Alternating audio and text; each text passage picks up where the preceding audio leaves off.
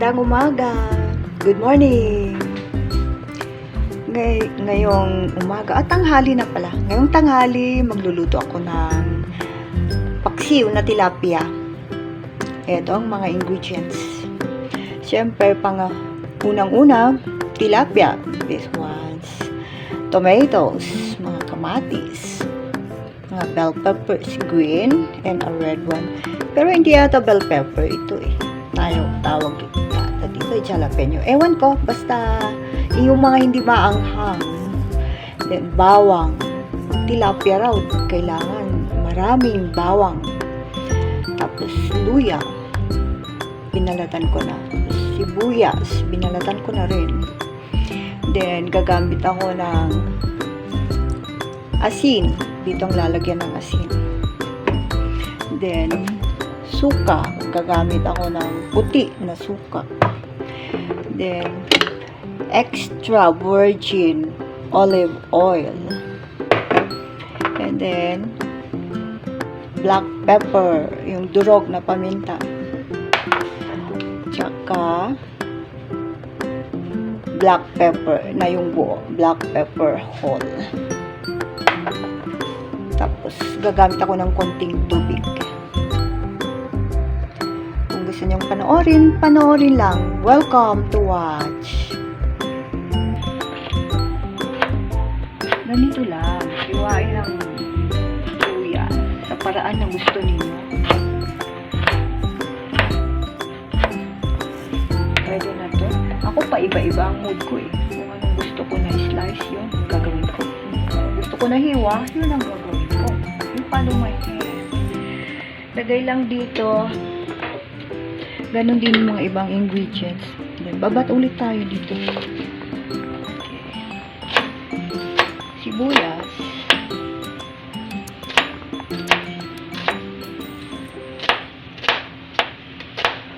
Dalawa lang ang tilapia na lulutuin ko ngayon kasi naubusan kami. So, pasensya. For show, tapos kakainin pagkatapos.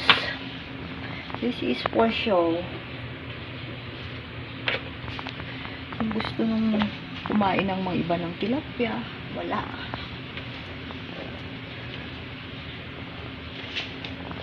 And then, bawang.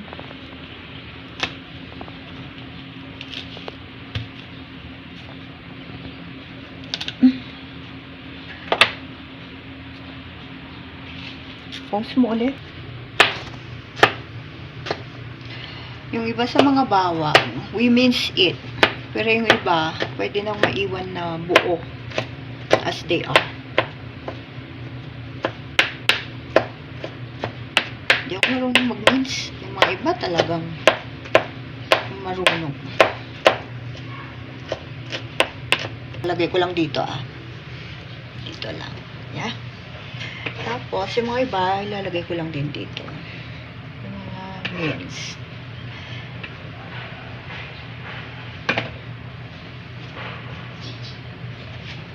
Then, pati itong kamatis, oh. Where are you? Gawin ng maliliit yung mga iba. Isasabay sa pagluto.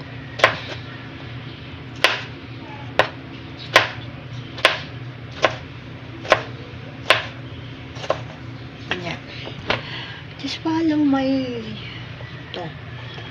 video camera. With the camera. Pwede rin ito, magsama ng konting ganito.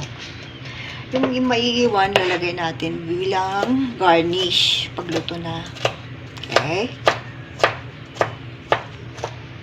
Kung gusto natin. Kung gusto nating isama lahat. Sige, we are free to do so. Pati ito. Mas mabango pag magsama na tayo ng konti. Pero mas maganda namang tingnan kung may maiiwan na ilalagay na pagluto na, di ba?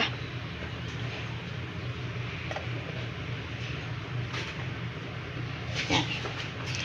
Lalagyan na natin ng pamintang durog.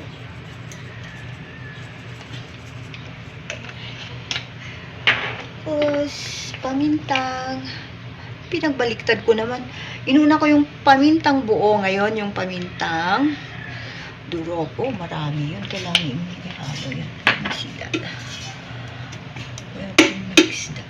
Mamaya. Anyway, lagyan natin ng suka. Pwedeng madaming suka kung gano'n ang gusto. Pwede rin konti lang kung anong gusto nyo.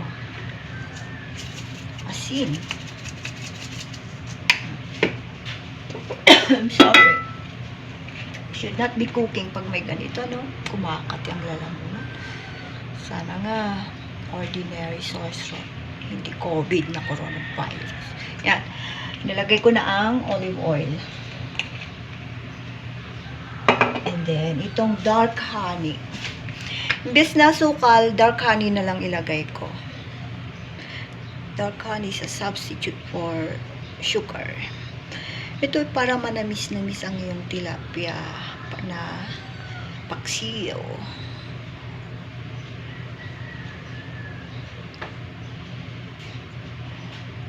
Hindi yung plain. Ganyan. And then, konting tubig. Maglalagay ko ng konting tubig.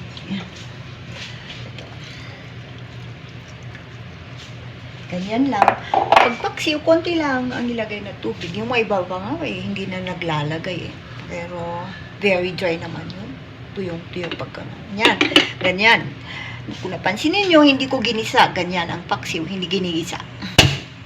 Hindi ginigisa ang paksiw. Then, eto. What ladle should I use? Ito.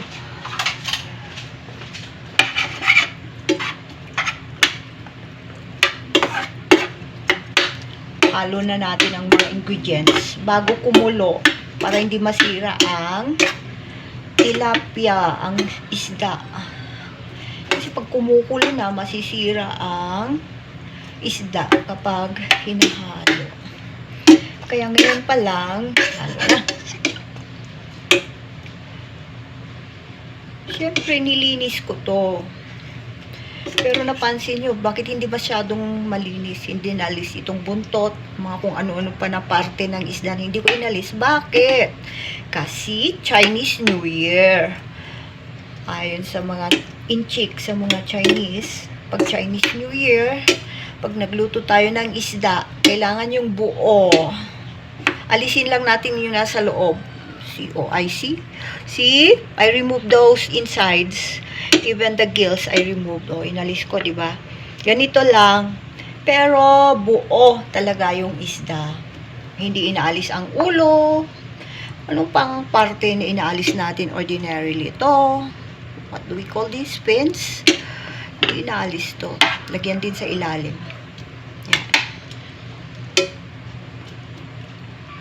Para may papatungan ang isda at hindi masyadong didikit sa kawali.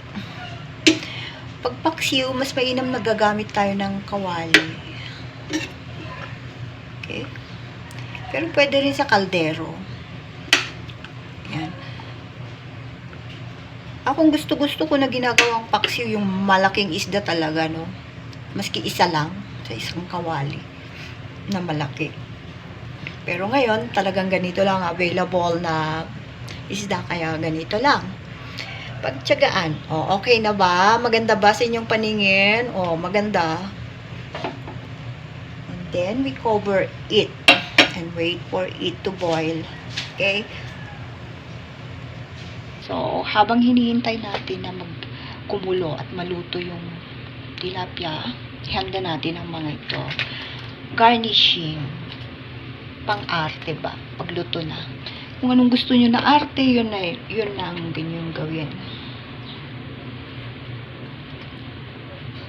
Ganito lang ang gawin.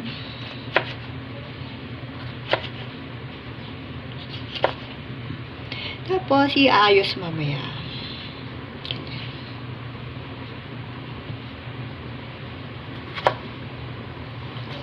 Masyadong makapal yung ginawa ko.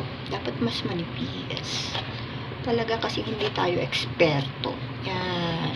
Hindi tayo nag-aral ng cooking eh. Oops, sira yun.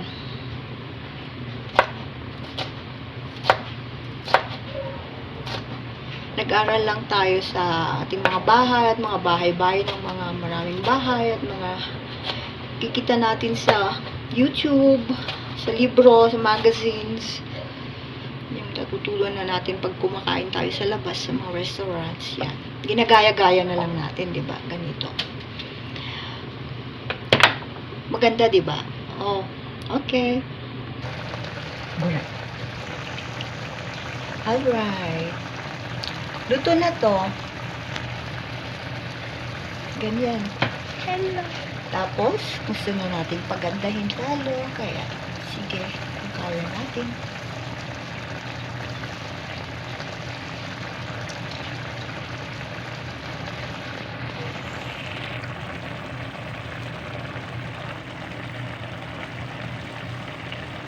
Thank you for watching. Subscribe to my channel. Have a pleasant day. Good day. Sandali. Hindi pa nalagay lahat ng kamatis. You think this is pretty enough? Comment. O mag-subscribe na kayo. Pag hindi pa, kailangan mag-subscribe na kayo. Gusto ko rin lumaki ang aking channel. Okay. Ganyan na po. Papatayin ko na ang ilaw. Ang ilaw. Ang kalan.